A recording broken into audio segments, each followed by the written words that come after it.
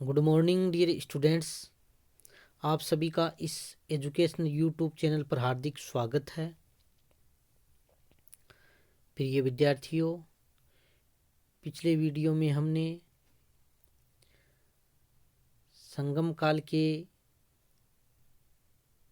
सामाजिक, आर्थिक, राजनीतिक स्थितियों के बारे में अध्ययन किया था और आज हम गुप्त राजवंश के परिचय के बारे में चर्चा करेंगे।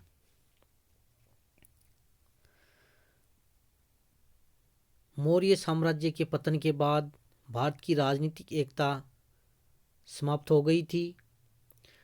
इसी बीच कुषाण वंश व सातवाहन वंश ने यानी मौर्योत्तर काल में कुषाण वंश व सातवाहन वंश ने क्रमशः उत्तरी व दक्षिणी भारत में स्थिरता लाने का प्रयास किया था, किंतु वे अपने अपने क्षेत्रों तक ही सीमित रहे थे।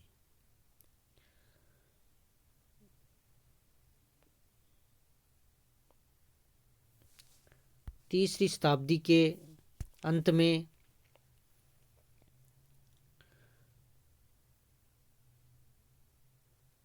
पूर्वी भारत में एक नए राजवंश का उदय हुआ जो गुप्त वंश के नाम से जाना जाता है। वैसे गुप्त राजवंश की ज़्यादा मजबूत स्थिति चौथी शताब्दी के प्रारंभ में उभरी थी। फिर भी जो प्रारंभिक गुप्तकालीन जो संस्थापक है, आदि पुरुष है, उसका शासनकाल 240 ईस्वी से माना जाता है। इसलिए हम कह सकते हैं कि तीसरी शताब्दी में अंत में भारत में एक नए राजवंश का उदय हुआ जो गुप्त वंश के नाम से जाना जाता है। गुप्त संभवतः है यह माना जाता है कि वे कुषाणों के सामंत थे। गुप्त राजवंश का शासनकाल 240 ईस्वी से 550 ईस्वी तक माना जाता है। इनका जो मूल निवास स्थान संबंधी जो विभिन्न इतिहासकारों के अलग अलग मत हैं। प्रथम मत है वो बंगाल को इनका मूल निवास स्थान मानता है। इसमें इत सिंह ने बताया है कि गुप्तों का मूल स्थान बंगाल था। दूसरा मत है वो मगध मानता है, यानी गुप्त हैं वो मगध के निवासी थे। इसके स्रोत के रूप में हम कह सकते हैं कि पुराण हैं वो गुप्तों का मूल निवास स्थान मगध को मानते हैं।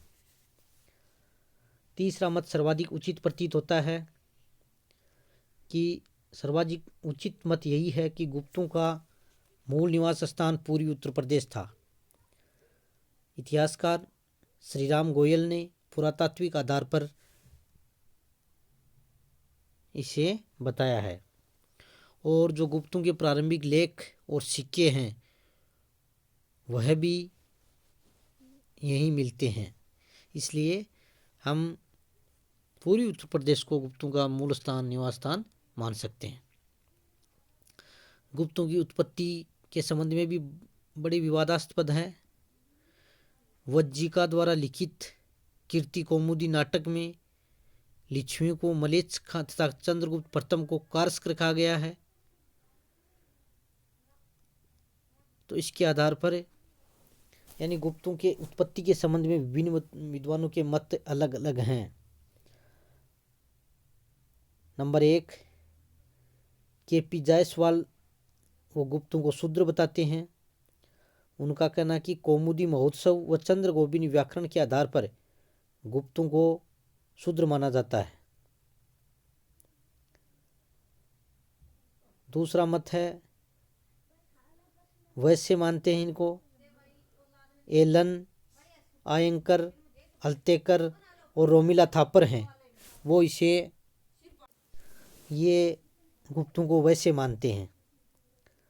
इतिहासकार रोमिला थापर, आयंकर, अल्तेकर ये गुप्तों को वैश्य मानते हैं। रमेश चंद्र मजूमदार और ओझा ये जो इतिहासकार हैं ये गुप्तों को क्षत्रिय मानते हैं। चौथा जो मत है वो सर्वाधिक उचित प्रतीत होता है। चौथा मत है वो गुप्तों को ब्राह्मण मानते हैं। इतिहासकार हेमचंद्र राय चौधरी ने वाकाटक व कदम्बों के साथ वैवाहिक संबंधों के आधार पर उन्हें ब्राह्मण माना है और पूना ताम्र पत्र में भी गुप्तों को ब्राह्मण बताया गया है। तो इस प्रकार हम उचित मत यही प्रतीत होता है कि गुप्त हैं वो ब्राह्मण थे। गुप्त वंश का संस्थापक या गुप्तों का आदि पुरुष श्री गुप्त को माना जाता है। उसे महाराज गुप्त भी कहा जाता है।